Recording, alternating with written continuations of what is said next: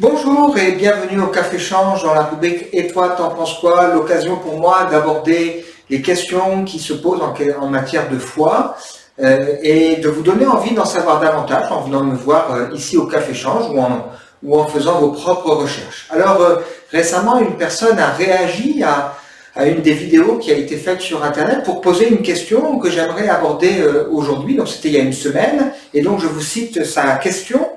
Je ne suis pas chrétien, mais je me rapproche de vous dans le but d'éclairer ma lanterne.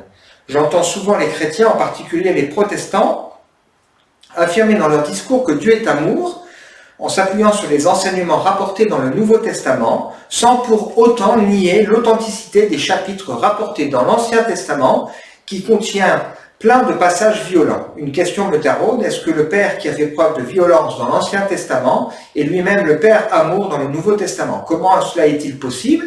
Comment rassembler les deux à la fois? Et pourquoi lui attribuer l'amour à part la violence, sachant qu'il y a eu un temps où il s'est manifesté d'une violence inouïe envers ses enfants? Merci et sans rancune.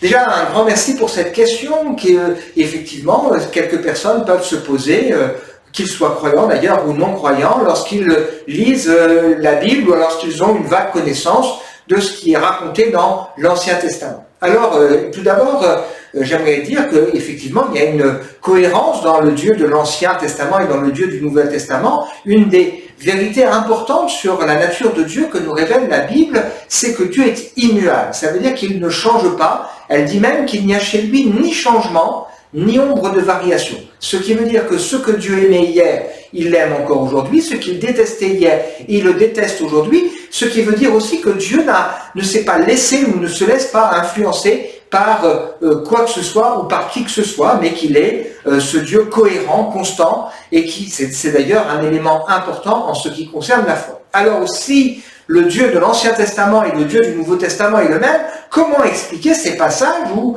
il nous semble découvrir un Dieu qui punit, qui châtie dans l'Ancien Testament? Eh bien, plusieurs remarques à faire autour de cette question intéressante.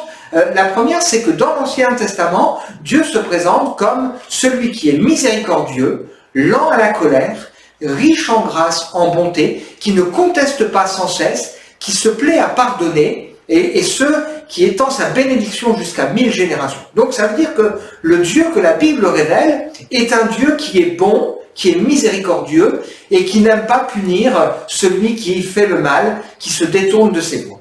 Maintenant, il est vrai aussi que dans l'Ancien Testament, eh bien, on découvre que Dieu va parfois manifester sa justice. Mais l'un et l'autre ne sont pas incompatibles. D'ailleurs, c'est plutôt rassurant pour nous de comprendre que Dieu est un Dieu juste. Nous avons tous envie qu'un jour ou l'autre, la justice se manifeste, et pour le croyant, c'est une espérance de savoir qu'un jour, effectivement, eh bien, si sur cette terre, tout n'est pas traité avec une parfaite justice, même certaines actions ne sont pas punies, eh bien, d'avoir cette assurance qu'un jour Dieu rendra pleinement la justice. Maintenant, ce qu'on découvre dans la Bible, c'est plusieurs éléments pour répondre à cette question. Le premier élément, c'est que la justice de Dieu est à mettre, j'allais dire, en parallèle avec son immense patience. Si on prend par exemple le fait que Dieu va promettre à Abraham de donner à sa descendance un pays promis, il va dire à Abraham que ce pays, eh bien, promis, qui est occupé, eh bien, la descendance d'Abraham ne l'occupera pas tout de suite, mais qu'il faudra attendre plus de 400 ans. Pourquoi? Parce que le mal des peuples qui habitent ce pays n'est pas encore arrivé à son comble. Ce texte nous montre quoi? Nous montre que si Dieu va effectivement donner ce pays et va demander donc d'exercer la justice sur les peuples qui occupent à ce moment-là le pays promis, qui sont des peuples avec une barbarie et une atrocité particulière, Dieu va user particulièrement de patience. Plus de 400 ans en attendant que le mal soit arrivé à son bout. Alors pour qu'on se rende compte de quel mal il s'agit, eh bien il y avait à cette époque des gens qui adoraient toutes sortes de faux dieux et qui dans leur peur allaient jusqu'à sacrifier leurs enfants à des idoles. Il y avait aussi des prostituées sacrées, bref, toutes sortes de choses horribles et ignobles. Et on comprend que Dieu à un moment donné, malgré le fait qu'il soit patient, dise stop. La deuxième remarque qu'on peut faire, c'est que la justice de Dieu s'exerce sur tous les peuples et que Dieu n'a pas non plus évité de punir parfois son peuple qui lui-même a pu s'éloigner de ses voies. Si vous lisez en particulier le livre des rois, eh bien vous découvrirez qu'on voit le peuple qui parfois s'éloigne de Dieu et Dieu qui permet des événements, qui utilise des nations qui sont autour pour venir les attaquer, pour les faire réfléchir à leur situation et les faire revenir dans ses voies. Troisième remarque qu'on peut souligner aussi, c'est que Dieu souvent va donner l'occasion aux personnes, avant d'agir, encore une fois, de changer d'attitude, ce qu'on va appeler la repentance. Et on prend en particulier le livre de Jonas, qui a été écrit pour nous expliquer que Dieu va envoyer ce porte-parole, Jonas, pour prévenir la ville de Ninive que là, ça y est, ça suffit, Dieu va intervenir.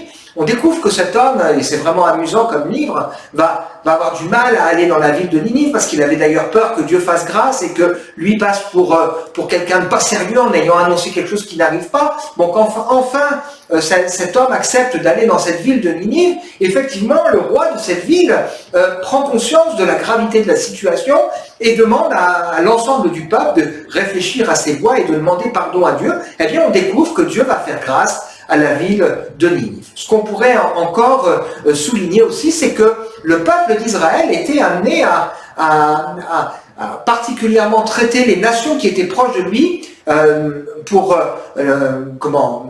régler le problème du mal, parce que Dieu ne voulait pas que son peuple se laisse influencer par tout ce qu'il pouvait voir autour d'eux. Et d'ailleurs, Dieu précisera il n'a pas choisi ce peuple parce qu'il était meilleur ou plus fort que les autres, mais il a choisi ce peuple parce que tout simplement, il voulait lui faire grâce. Et la grâce que Dieu a donnée à ce peuple, eh bien, c'est une grâce qu'il veut donner à tous les êtres humains.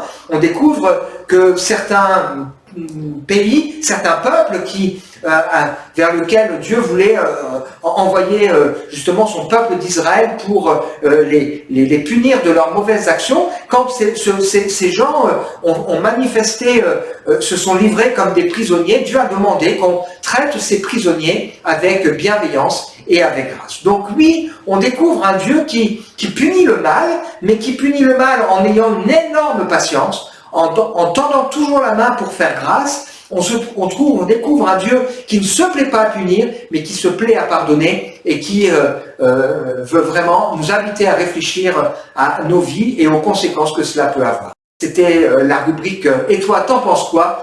autour de cette question, pourquoi il y a ce Dieu qui pourrait nous paraître dur dans l'Ancien Testament. À très bientôt.